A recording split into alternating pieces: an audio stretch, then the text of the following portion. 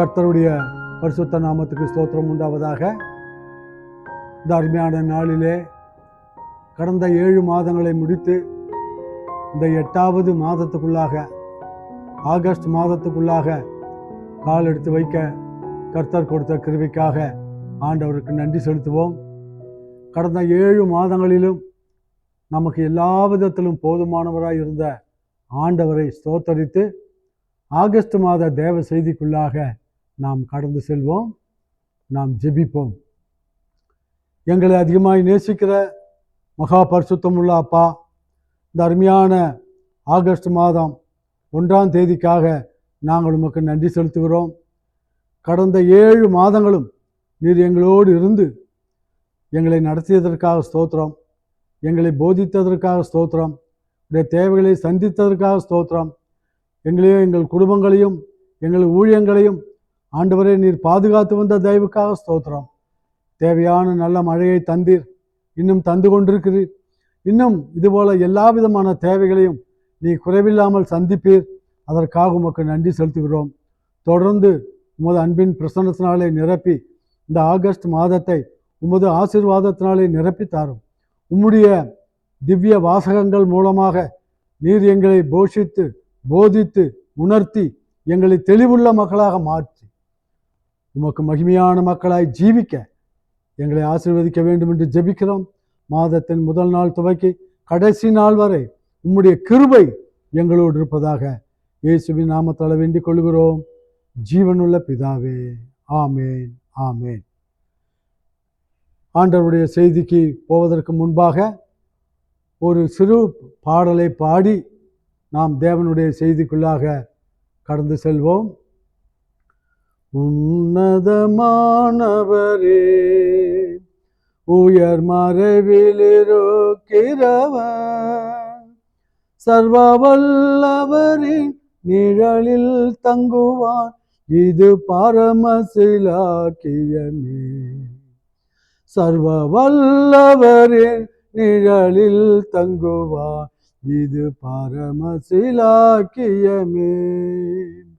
அவர் சேட்டையின் கீழ் அடைக்கலம் புகவே தம் சிறகுகளால் மூடுவார். அவர் சேட்டையின் கீழ் அடைக்கலம் புகவே தம் சிறகுகளால் மூடுவார். ஆபத்திலும் அவரை நான் நோக்கி கூப்பிடும் வேளையிலோ என்னை தாப்புவித்து முற்றும் ரட்சிப்பாரே என் ஆத்துமனேசரவர். என்னை தாப்புவித்து முற்றும் ரட்சிப்பாரே என் ஆத்துமனேசரவர். அவர் சேட்டையின் கீழ் அடைக்கலம் புகவே தம் சிறகுகளால் மூடுவார். அவர் சேட்டையின் கீழ் அடைக்கலம் புகவே தம் சிறகுகளால் மூடுவார். 1000 10,000 பேர்கள் உன் பக்கம் விழுந்தாலோ அது ஒரு காலத்தும் என்னை அணுகிடாதே என் தேவனின் தாபரமே. அது ஒரு காலத்தும் என்னை அணுகிடாதே என் தேவனின் தாபரமே. அவர் சேட்டையின் கீழ் அடைக்கலம் புகவே தம் சிறகுகளால் மூடுவார். அவர் சேட்டையின் கீழ் அடைக்கலம் புகவே தம் சிறகுகளால் மூடுவார். இந்த நாளின் தேவ செய்திக்கு ஆதாரமாக உபாகமம் 28ஆம் அதிகாரம் 1 முதல் 6 வசனங்களை நாம் படிக்க கேட்கலாம். இன்று நான் உனக்கு விதிக்கிற உன் தேவனாகிய கர்த்தருடைய கட்டளைகளின்படியெல்லாம் செய்ய நீ கவனமாய் இருக்கும்படிக்கு அவர் சத்தத்துக்கு உண்மையாய் செவி கொடுப்பாயானால் உன் தேவனாகிய கர்த்தர் பூமியில் உள்ள சகல ஜாதிகளிலும் உன்னை மேன்மையாக வைப்பார்.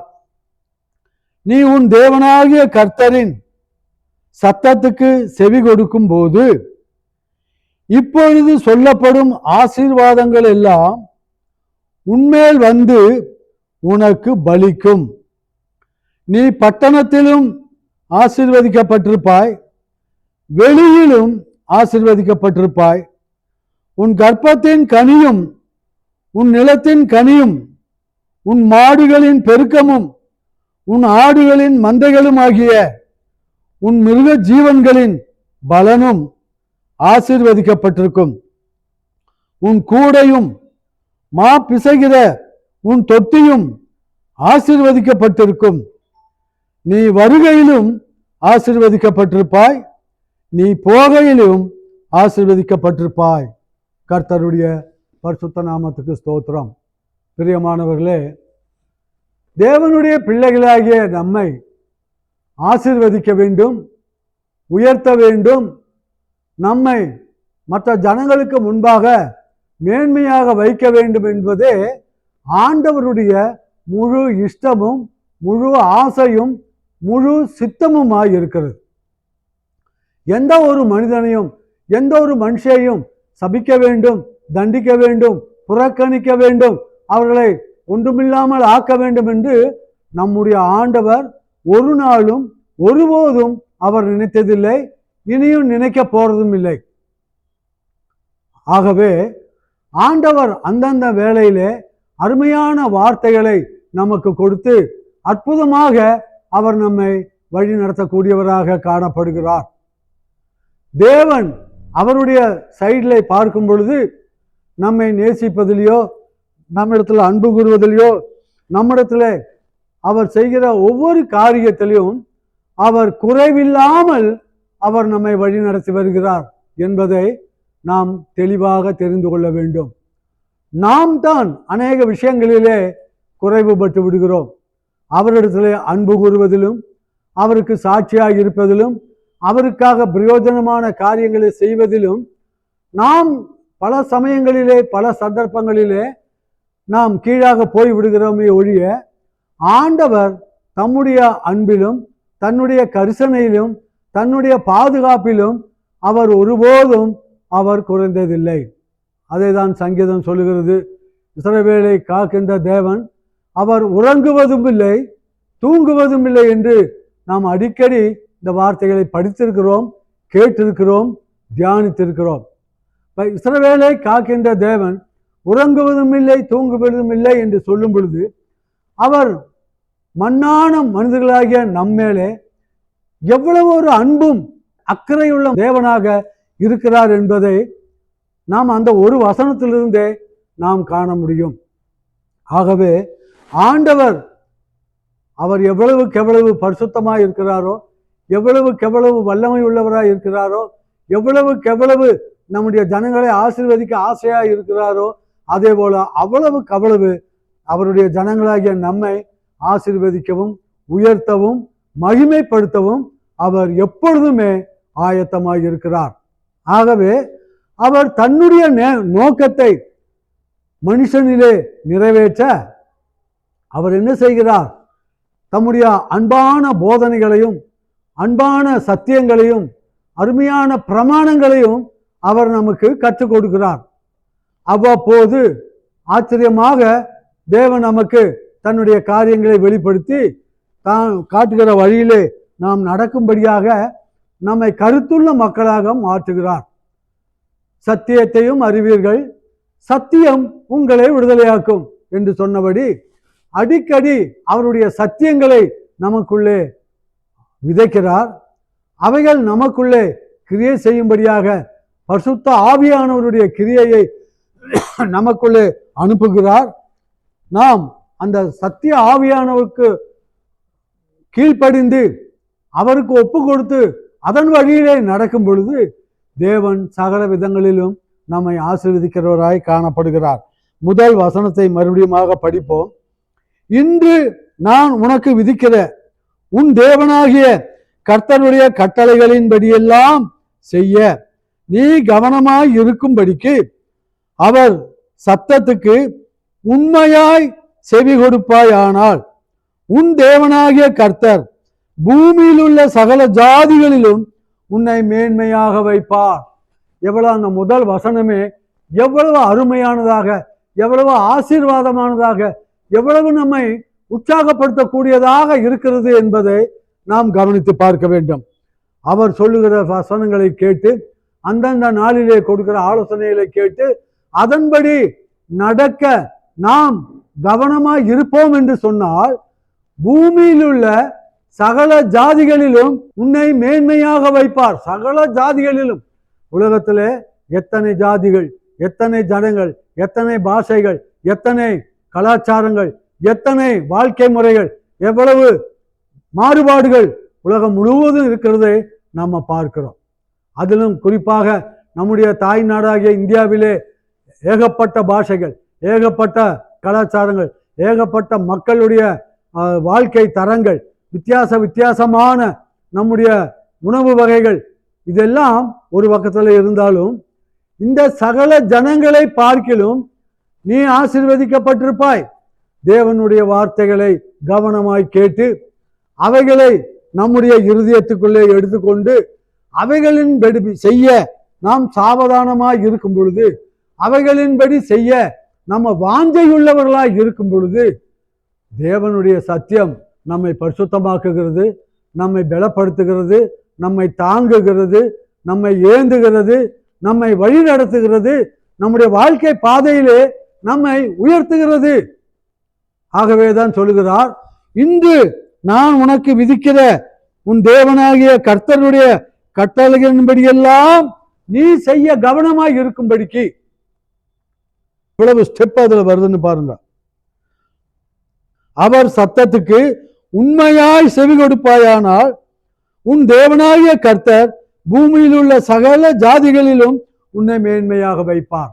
ஆகவே கர்த்தருடைய பிள்ளைகளாகிய நாம், விசுவாசிகளாகிய நாம், ஊழியக்காரர்களாகிய நாம், பரிசுத்தவான்கள் பரிசுத்த வார்த்தைகளாக அழைக்கப்பட்டிருக்கிற நாம் செய்ய வேண்டிய மிக முக்கியமான ஒரு காரியம் என்னவென்றால், தேவனுடைய பாதத்தில் அமர்ந்திருக்க வேண்டும், தேவனுடைய சத்தத்துக்கு செவி கொடுக்க வேண்டும், அவர் என்னென்ன காரியங்களை நமக்கு சொல்லுகிறார் என்பதை கவனமாய் கேட்டு நம்முடைய இருதயத்திலே நாம் அதை ஏற்றுக்கொள்ள வேண்டும். நாம் ஏற்றுக்கொண்ட அந்த சத்தியத்தின்படி நடக்க, அந்த வசனத்துக்கு நம்மை கீழ்ப்படுத்த நாம் எப்பொழுதும் தேவ வார்த்தைகளுக்கு கீழ்ப்படுகிற மக்களாக, அதன்படி செய்கிற மக்களாக நாம் இருக்க வேண்டும். அப்பொழுது சகல ஜாதிகளிலும் நான் உன்னை மேன்மையாக வைப்பேன் என்று சொன்ன அந்த வார்த்தை நம்முடைய வாழ்க்கையிலே நிறைவேறும். முதலாவது, கர்த்தருடைய கட்டளைகளை நாம் கேட்க வேண்டும், அவருடைய கற்பனைகளை நாம் தியானிக்க வேண்டும். அந்த கர்த்தர் கொடுத்த அந்த கட்டளைகளையும் அந்த நியாயங்களையும் பிரமாணங்களையும் நம்முடைய வாழ்க்கையிலே கொஞ்சம் கொஞ்சமாக நாம் பிராக்டிக்கல் லைஃப்ல கொண்டு வர வேண்டும். நடைமுறை வாழ்க்கையிலே நாம் அதை நடைப்படுத்த வேண்டும், முறைப்படுத்த வேண்டும்.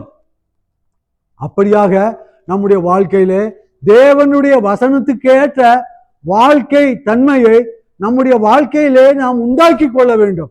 வசனத்தை படிப்பதற்கு, ஆசீர்வாதமான வார்த்தைகளை படிப்பதற்கு நாம கொஞ்ச நேரம் போதும்.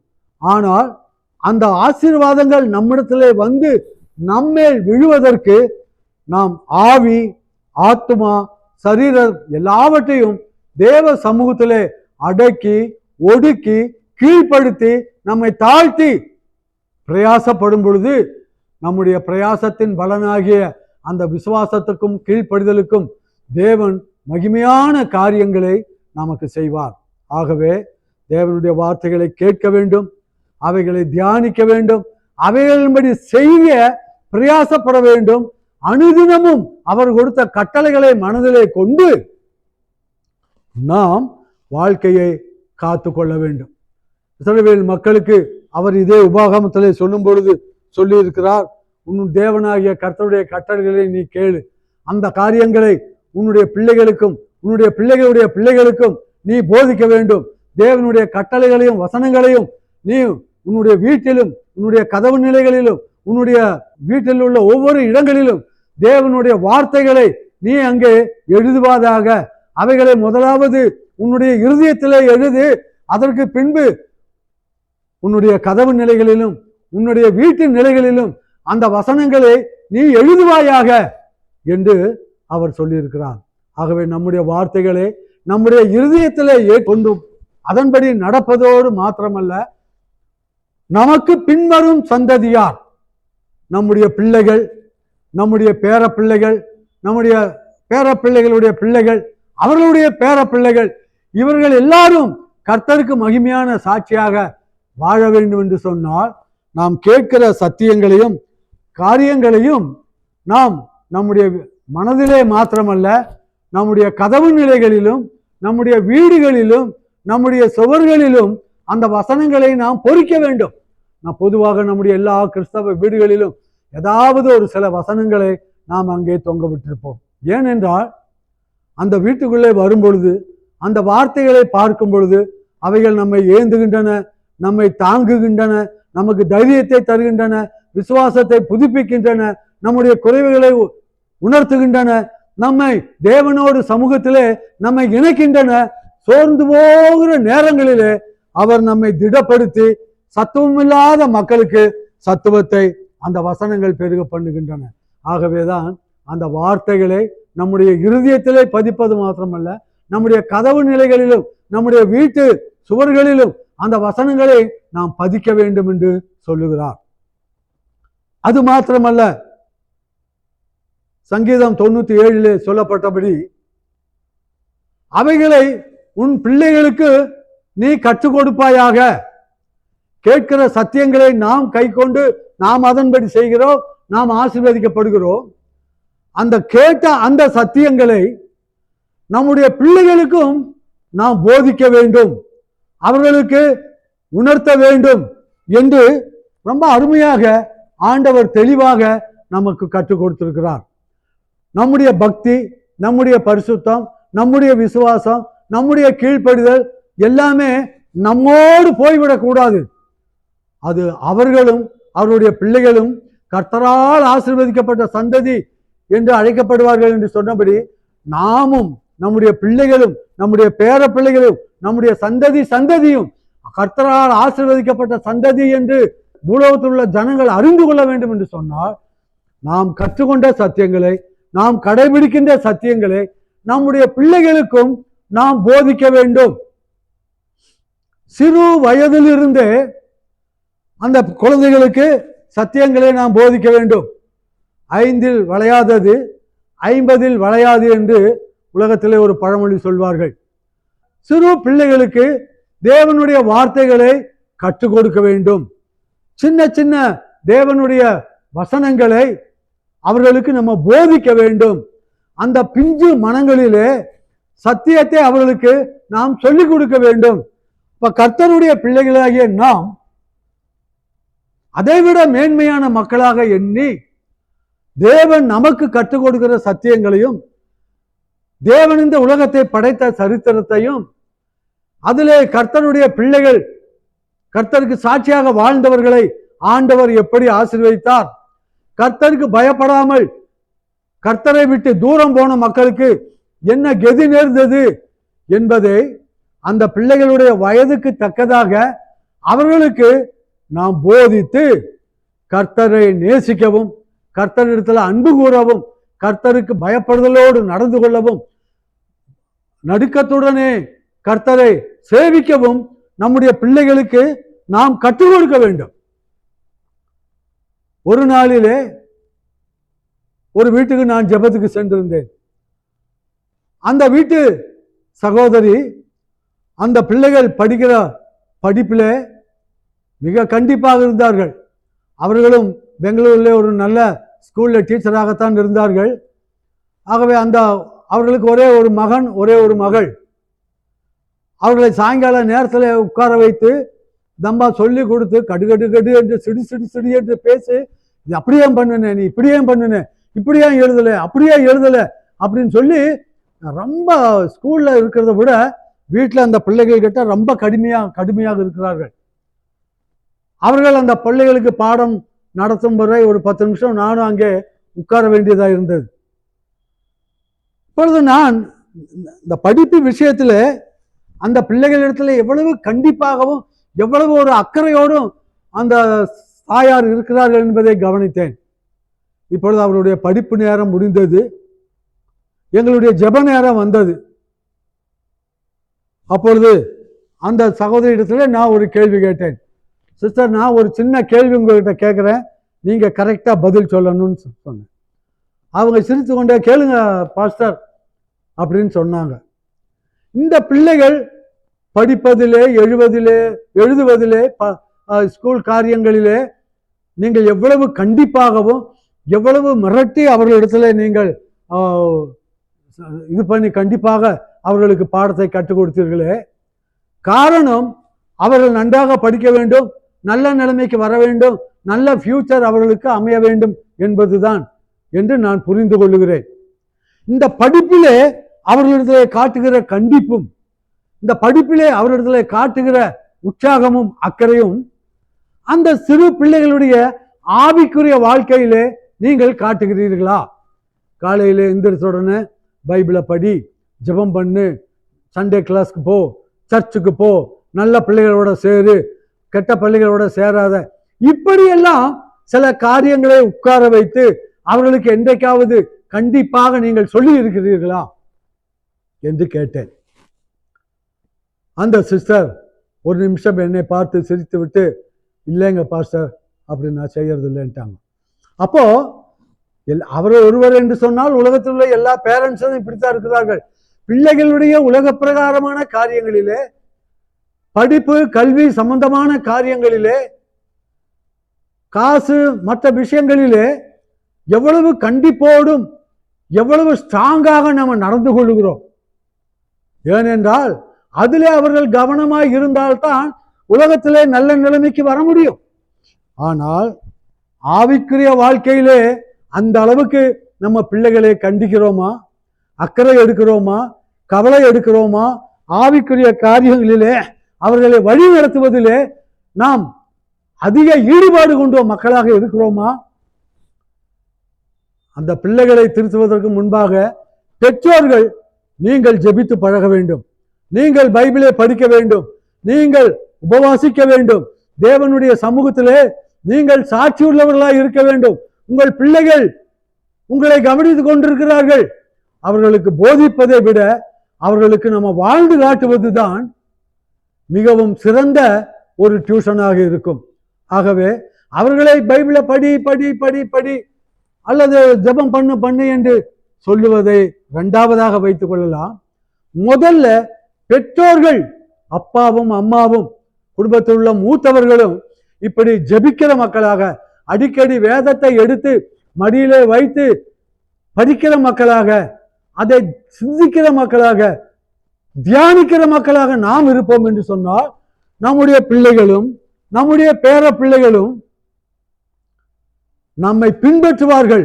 நாம் அவர்களுக்கு சொல்ல வேண்டியதில்லை, அவர்களை கட்டாயப்படுத்த வேண்டியது கிடையாது. நாமும் பைபிளை படிக்க வேண்டும், நாமும் ஜெபம் பண்ண வேண்டும், நாமும் ஆலயத்துக்கு போக வேண்டும் என்று சொல்லி அந்த பிள்ளைகள் தானாக உற்சாகமாக அந்த காரியத்தை செய்வார்கள். ஆகவே நாம் ஆண்டவர் பெற்ற கட்டளைகளை நாம் செய்வதோடு மாத்திரமல்ல, நம்முடைய பிள்ளைகளுக்கும் அதை போதிப்பதிலே தவறிவிடக்கூடாது. உன் பிள்ளையானவனை நீ கண்டித்து வளர்த்து. பிறம்பை கையாடாதவன் தன் மகனை பகைக்கிறான். சிறு பிள்ளைகளாய் இருக்கும் பொழுது அவனுக்கு சத்தியத்தை நீ கற்றுக்கொடு. அப்பொழுது அவன் முதிர் வயதிலும் அதை கைவிடாதிருப்பான், அதை கடைபிடிப்பான் என்று நம்முடைய நீதிமொழிகளிலே தெளிவாக பெற்றோர்கள் சிறு பிள்ளைகளை எப்படி நடத்த வேண்டும் என்று பக்தர்கள் எழுதி வைத்திருக்கிறார்கள், பரிசுத்தவான்கள் எழுதி வைத்திருக்கிறார்கள். நாம் அதை படிப்பதோடு விட்டுவிடக்கூடாது, நம்முடைய வாழ்க்கையிலே அவைகளை செய்ய வேண்டும். இன்றைக்கு நம்ம போடுகிற விதை இன்றைக்கு சிறிய நாற்றாக இருக்கலாம், அப்புறம் ஒரு செடியாக இருக்கலாம், அப்புறம் அது ஒரு நடுத்தர மரமாக மாறலாம், ஒரு காலத்தில் அது அசைக்க முடியாத மரமாக மாறும். ஆகவே நம்முடைய பிள்ளை நாம் கற்றுக்கொண்ட சத்தியங்களையும் சாதுரியங்களையும் தேவனுடைய காரியங்களையும் நம்முடைய பிள்ளைகளுக்கும் கற்றுக் கொடுக்க வேண்டியது மிக முக்கியமான ஒரு காரியம். தன் இஷ்டத்துக்கு விடப்பட்ட பிள்ளை தன்னுடைய தாய்க்கு வெட்கத்தை உண்டு பண்ணும் என்று வேதம் சொல்லுகிறது. ஆகவே நம்முடைய பிள்ளைகளை அவரா திருந்தட்டும், அவனா படிக்கட்டும், அவனா ஆண்டவர் சாட்சியா இருந்தா இருக்கட்டும், இல்லாட்ட எப்படியோ போகட்டும் அப்படின்னு விட்டா அந்த பிள்ளை உடைய வருங்காலம் வரக்கூடிய நாட்களிலே ஆண்டவருக்கு சாட்சி இல்லாததாகவும் பெற்ற தாய் தகப்பனுக்கு வெட்கத்தையும் அவமானத்தையும் உண்டு பண்ணுகிற பிள்ளைகளாக மாறிவிடுவார்கள். ஆகவே உன் பிள்ளைகளை நீ நடக்க வேண்டிய வழியை நடத்து, அப்பொழுது அவன் முதிர் வயதிலும் அதை கடைபிடிப்பான், அதற்கு கீழ்ப்படிவான் என்று வேதம் சொல்லுகிறது. ஆகவே முதலாவது கர்த்தருடைய கட்டளைகளையும் கற்பனைகளையும் நாம் பெற்றுக்கொண்டு நம்முடைய வாழ்க்கையிலே நாம் சரிபடுத்த வேண்டும். இரண்டாவது, நம்முடைய பிள்ளைகளுக்கும் அதை தவறாமல் போதிக்க வேண்டும். இந்த வசனங்கள் எல்லாம் நமக்கு ஒரு எச்சரிக்கையாக இருக்கும்படியாக வீட்டின் நிலைகளிலும் கதவு நிலைகளிலும் நாம் தேவனுடைய வசனங்களை நாம் மாற்ற வேண்டும், அவைகளை இதயத்திலே நாம் பூண்டு கொள்ள வேண்டும். அடுத்தபடியாக நாம் கற்றுக்கொள்ள வேண்டிய ஒரு முக்கியமான ஒரு காரியம் என்னவென்றால், தேவனுடைய வார்த்தைகளை கேட்டு அதன்படி நடந்து அவர்களுக்கு சாட்சியாக இருக்கும் பொழுது தேவன் பூலோகத்தில் உள்ள சகல ஜாதிகளிலும் சகல ஜனங்களிலும் நன்மை மேன்மையாக வைப்பார்.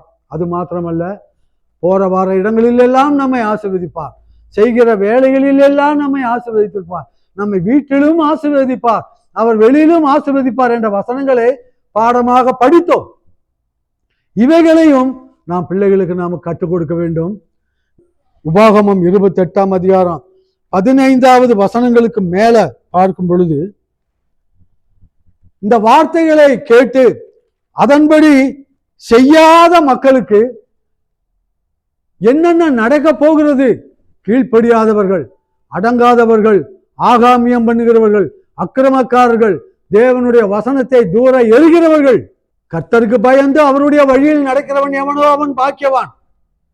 ஆனால் கர்த்தருக்கு பயப்படாமல் தன்னுடைய சொந்த வழியிலே அக்கிரமமான வழியிலே நடக்கிறவர்களுக்கு என்ன தோன்றும், என்ன நடக்கும், என்ன சம்பவிக்கும் என்பதையும் நாம் நன்றாக அறிந்து கொள்ள வேண்டும்.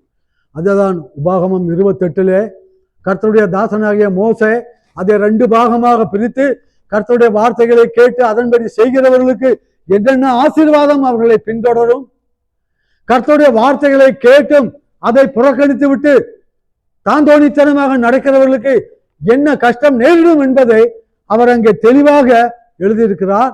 அதன்படி கண்டிப்பாக நம்முடைய வாழ்க்கையிலே நடக்கும். கர்த்தருடைய வேதத்திலே அநேகம் பிள்ளைகள் இருக்கிறார்கள். சரித்திரங்களை படிக்கிறோம். ஆண்டவருக்கு பயந்து அவருடைய கட்டளைகளை கேட்டு அதை மதித்து அதன்படி நடந்த பிள்ளைகள் அதிகமாக ஆசீர்வதிக்கப்பட்டார்கள். அவருடைய குடும்பம் தாழ்மையான நிலைமையில இருந்து உயரமான ஒரு நிலைமைக்கு வந்தது. அவருடைய பிள்ளைகளும் கர்த்தரால் ஆசீர்வதிக்கப்பட்ட சந்ததியாக இருந்தார்கள். அறிவிலும் பக்தியிலும் பரிசுத்தத்திலும் மாத்திரமல்ல, எல்லா உலகத்தின் ஐஸ்வர்யங்களிலும் கிருபைகளிலும் சுகத்திலும் பலத்திலும் கூட ஆண்டவர் அவர்களை ஆசீர்வதித்தார். ஆபிரகாமை எடுத்துக்கொள்ளுவோம், ஈசாக்கை எடுத்துக்கொள்ளுவோம், யாக்கோபை எடுத்துக்கொள்ளுவோம், நம்முடைய முற்பிதாக்கள் எல்லாரையும், பழைய ஏற்பாட்டில் வரக்கூடிய எல்லா முற்பிதாக்களையும் அவருடைய வாழ்க்கையும் சிந்தித்து பார்ப்போம். கர்த்தரை தேடும் முன்பு அவர்களுக்கு இருந்தது கொஞ்சம். ஆனால் கர்த்தரை தேடி கர்த்தருக்கு சாட்சியாக இருக்கும் பொழுது ஆண்டவர் அவர்களை சகல விதத்திலும் ஆசீர்வதித்தார். அங்கே இருந்த சில ராஜாக்களை பார்க்கிலும் ஆபிரகாம் ஆசீர்வதிக்கப்பட்டார். ஆபிரகாம் வெள்ளியும் பொன்னும் மிகுந்த சீமானாய் இருந்தார் என்று நம்முடைய வேதம் சொல்லுகிறது. ஆகவே ஒரு மனிதன் கர்த்தருக்கு பயந்து அவருடைய வழியிலே நடந்து அவருடைய கட்டளைக்கு கீழ்ப்படியும் பொழுது அவன் ஆசீர்வதிக்கப்படுகிறான், அவருடைய பிள்ளைகள் ஆசீர்வதிக்கப்படுகிறார்கள், அவன் குடும்பமும் சந்தானத்துக்கும் சந்ததிக்கும் உயிருள்ள நாளெல்லாம் தேவனுடைய ஆசீர்வாதம் அவன் சந்ததிக்கு கிடைக்க போகிறது. அதை நம்முடைய பிள்ளைகளுக்கு நாம் கற்றுக் கொடுக்க வேண்டும். அதே சமயத்தில் வேதத்திலே சில துன்மார்க்கர்களுடைய வாழ்க்கையை கூட அங்கே நாம் எழுதி வைத்திருக்கிறார்கள். எதற்கென்றால் அதை படித்து நாம் எச்சரிக்கையுள்ள மக்களாக மாற, கர்த்தருக்கு பயப்படாமல் தன்னுடைய சுய வழியிலே நடந்து அகம்பாகவத்திலே நடந்து அழிந்து போன பிள்ளைகள் அநேகம் பேர். என்னாகமம் 16ஆம் அதிகாரத்திலே நாம் படிப்போம் என்று சொன்னால், இஸ்ரவேல் மக்களிலே இருந்த தலைவர்களிலே சில தலைவர்கள் அவர்கள் என்ன செய்தார்கள்? மோசேக்கு விரோதமாக, ஆரோனுக்கு விரோதமாக அவர்கள் கூட்டம் கூடினார்கள். தாத்தான், அபிராம், கோராகு என்று சொல்லப்பட்ட லேவியின் கோத்திரத்தார் இவர்கள் மோசேயின் மேலும் ஆரோனின் மேலும் அவர்கள் கோபப்பட்டார்கள். இவர்கள் என்ன பெரிய அதிகாரிகளா? இவர்களோடு மாத்திரம்தான் ஆண்டவர் பேசுவாரா? எங்களோடு ஆண்டவர் பேசியதில்லையா என்று சொல்லி தாத்தான், அபிராம், கோராகு என்று சொல்லப்பட்ட லேவியின் கோத்திரத்து தலைவர்கள் தங்களோடு வேற சில 250 மக்களையும் கூட்டிக் கொண்டு ஆசரிப்பு கூடாரத்தின் வாசலிலே மோசேக்கு விரோதமாக, ஆரோனுக்கு விரோதமாக கூட்டம் கூடி அங்கே தர்க்கம் பண்ணுகிறார்கள், சண்டை போடுகிறார்கள், வாதிடுகிறார்கள். இதை கேட்டவுடனே ஆரோனும் மோசேயும் தேவ சமூகத்திலே போய் குப்புற விழுந்து அழுது ஜெபிக்கிறார்கள். அப்பொழுது ஆண்டவர் சொன்னார், கோராகு, அபிராம், தாத்தான் மற்றும் அவருடைய குரூப் எல்லாரையும் நாளைக்கு காலையிலே ஆசரிப்பு கூடார வாசலுக்கு வர சொல். ஒவ்வொருவரும் அவருடைய தூப கலசத்திலே தூபத்தை போட்டுக்கொண்டு அவர்களுடைய குடும்பத்தோடு வர சொல், நான் என்னை வெளிப்படுத்துவேன் என்று சொன்னார். மோசே அவர்களுக்கு நல்ல புத்தி சொல்ல அவர்களை கூப்பிட்ட பொழுது நாங்கள் வரமாட்டோம் என்று அடாதடியாக பதிலை பேசினார்கள். ஒரு மூத்த தேவனுடைய பிள்ளைகளை, தங்களை எகிப்து தேசத்திலே அடிமைத்தனத்திலிருந்து அழைத்து கொண்டு வந்த கர்த்தருடைய பிள்ளைகளை அன்பு கூறாமல், மதிக்காமல், மரியாதை கொடுக்காமல் நாங்கள் வரமாட்டோம், நீங்கள் கூப்பிட்டால் நாங்கள் வர வேண்டுமோ, வருவதில்லை என்று சொன்னார்கள். அதற்கு பின்பு அங்கே நடந்த காரியங்களை எல்லாம் நீங்கள் வேதத்திலே படித்துக் கொள்ளுங்கள். மறுநாளிலே மறுபடியுமாக மோசே அவர்களுக்கு ஆட்களை அனுப்பி, நீங்கள் உங்கள் தூப கலசங்களிலே தூபங்களை போட்டு தேவ சந்நிதிக்கு முன்பாக வாருங்கள், நீங்கள் நீதிமான்களா இல்லை நானும் ஆரோனும் நாங்கள் நீதிமான்களா என்று கர்த்தர் உங்களுக்கு போதிப்பார் என்று சொல்லி அவர்களை ஓரளவுக்கு பேசி ஆசரிப்பு கூடார வாசலுக்கு வரும்படி வைத்தார். கோராகு, தாத்தான், அபிராம் அவர்களோட கூட மற்ற 250 மக்கள் வந்து நிற்கும் பொழுது ஆண்டவருடைய பிரசன்னம் அங்கே இறங்கியது. ஆசரிப்பு கூடார வாசலிலே எல்லா ஜனங்களும் வந்து ஏகமாய் நின்றார்கள். அப்பொழுது கர்த்தர் சொன்னார், நீங்கள் இஸ்ரவேல் மக்களாகிய நீங்கள் எல்லாரும் தாத்தான், அபிராம், கோராகு என்பவர்களை விட்டு நீங்கள் பிரிந்து தனியாக நில்லுங்கள், நான் அவர்களை ஒரு நிமிஷத்திலே அதம் பண்ணுவேன் என்று சொன்னார். இன்னே அவர்களோடு கூட நின்றிருந்த மற்ற இஸ்ரவேல் ஜனங்கள் தங்கள் குடும்பத்தோடு பின்னாக பிரிந்து போனார்கள். தாத்தான், அபிராம், கோராகு அவருடைய குடும்பத்தார் நின்றிருந்த அந்த இடத்தை ஆண்டவர் அப்படியே ஒரு பாதாளம் பிளப்பது போல பிளந்து அத்தனை குடும்பமும் தாத்தான், அபிராம், கோராகு யார் யாரெல்லாம் உண்மையான கர்த்தருடைய பிள்ளைகளுக்கு விரோதமாக கொக்கரித்துக் கொண்டிருந்தார்களோ, கூப்பாடு போட்டுக் கொண்டிருந்தார்களோ, எங்கெங்கெல்லாம் பயங்கரமான குழப்பங்களை சபையிலே உண்டு பண்ணி கொண்டிருந்தார்களோ அத்தனை குடும்பங்களையும் அப்படியே உயிரோடு பாதாளத்திலே போட்டு ஆண்டவர் மூடினார். நின்ற இடம் திடீரென்று பிளந்தது. அப்படியே விழுந்தார்கள். பிளந்த அந்த இடம் அப்படியே தன்னுடைய வாயை மூடிக்கொண்டது. கல்லறை செலவு இல்லை, கருமாதி செலவு இல்லை, பயங்கரமான அழிவு. ஒரே நிமிஷத்துல அத்தனை பேரையும் ஆண்டவர் இல்லாமல் பண்ணினார். நீ தேவனுக்கு விரோதமாக கலகம் பண்ணுகிற விசுவாசியாக இருக்கிறாயா? சபைக்கு விரோதமாக கலகம் பண்ணுகிற மகனாக இருக்கிறாயா? ஊழியர்களுக்கும் விரோதமாக, ஊழியத்துக்கு விரோதமாக கொக்கரிக்கிற மகளாக நீ இருக்கிறாயா? தயவு செய்து நீ உன்னை தேவனுக்கு ஒப்பு கொடுத்து இன்றைக்கே நீ மனம் திரும்பிக்கொள், மன்னிப்பு கேட்டுக்கொள். தேவனுடைய கிருபைக்காகவும் இரக்கத்துக்காகவும் நீ மன்றாடு. பல சபைகளிலே சில விசுவாசிகள் இருக்கிறார்கள். ஊழியக்காரருடைய முகத்துக்கு முன்பாக ஒன்று பேசுவார்கள், ஊழியக்காரருடைய முதுகுக்கு பின்பாக இன்னொன்று பேசுவார்கள். அதான் இங்கிலீஷ்ல பேக் பைட்டிங் அப்படின்னு சொல்றான். முன்னால நின்று அவர்களுடைய குறைவுகளை சொல்லிவிட்டால் அது ரொம்ப நல்லது. முன்னால அவர்களை உயர்த்தி பேசுவதும் பின்னால போய் மற்றவர்களிடத்துல அவர்களுடைய சாட்சியை கெடுப்பதும் அவருடைய குறைவுகளை பெரிதாக எடுத்து விடுவதும் அவர்களுக்கு கெட்ட பெயர்களையும் கெட்ட அவமானங்களையும் உண்டு பண்ணுகிற வேலைகளை சில விசுவாசிகள் செய்கிறது உண்டு. நீ அப்படிப்பட்ட விசுவாசியாக இருக்கிறாயா?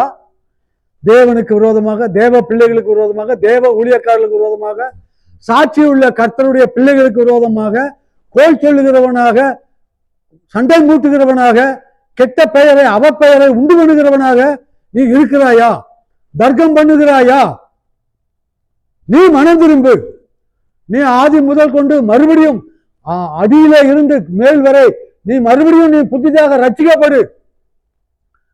உன்னுடைய இருதயத்தை பாவமர இயேசுவின் ரத்தத்தினாலே திரும்ப கழுவி கர்த்தருக்கு சாட்சியாக மாறினால் நீயும் உன் குடும்பத்தாரும் பிழைப்பீர்கள். உங்களுக்கு பரிபூரண நன்மை உண்டாகும்.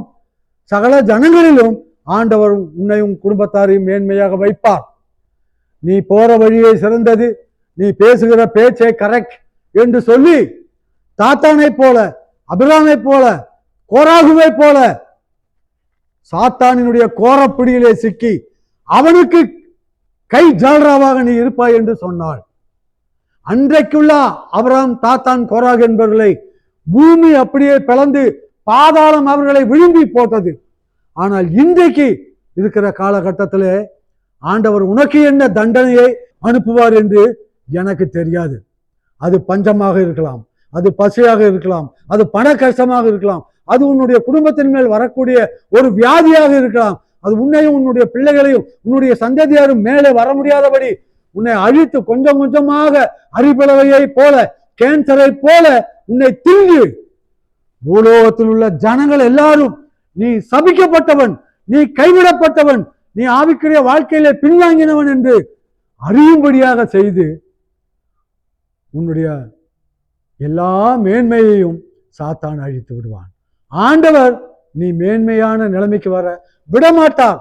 என்றைக்கு நீ சாத்தானுடைய ஆலோசனைக்கு உன் இருதயத்தை ஒப்பு கொடுத்தையோ அன்றைக்கு சாத்தான் உன்னை தன்னுடைய கண்ட்ரோல்ல எடுத்துக்கொள்கிறான். ஆகவே கர்த்தருடைய பிள்ளைகளே, தாத்தான், அபிராம், கோராகு என்பவருடைய மரணத்தை தயவு செய்து படித்து பாருங்கள். என்னாகமம் 16ஆம் அதிகாரத்துல இருக்கிறது.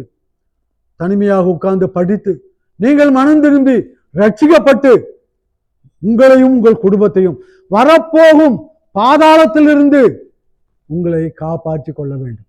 ஆகவேதான் கர்த்தர் சொல்லுகிறார், இன்று நான் உனக்கு விதிக்கிற உன் தேவனாகிய கர்த்தருடைய கட்டளையின்படி எல்லாம் செய்ய நீ கவனமாய் இருக்கும்படிக்கு அவர் சத்தத்துக்கு உண்மையாய் செவி கொடுப்பாயானால் உன் தேவனாகிய கர்த்தர் பூமியில் உள்ள சகல ஜாதிகளின் மேலும் உன்னை மேன்மையாக வைப்பார்.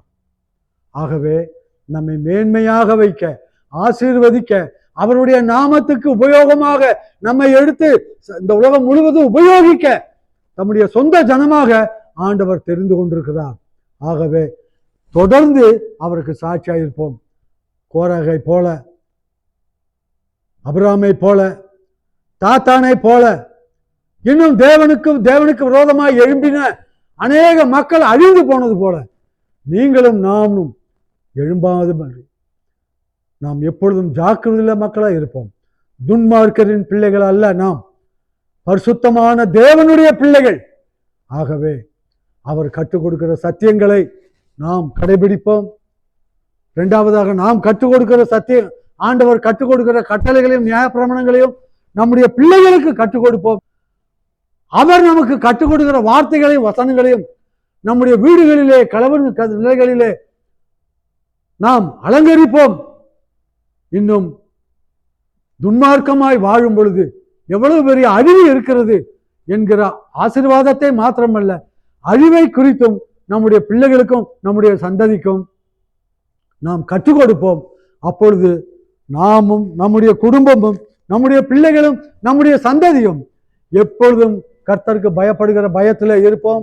தேவனுக்கு சாட்சியாக வாழ்வோம். தேவனுடைய நாமம் மகிமைப்படும். நம் மூலமாக ஆயிரமான மக்கள் ஆசீர்வதிக்கப்படுவார்கள். அல்லேலூயா. நாம் ஜெபித்து முடிப்போம். எங்களை அதிகமாய் நேசிக்கிற எங்கள் ராஜாதி ராஜாவே, இந்த நேரத்துக்காக நன்றி ஆண்டவரே.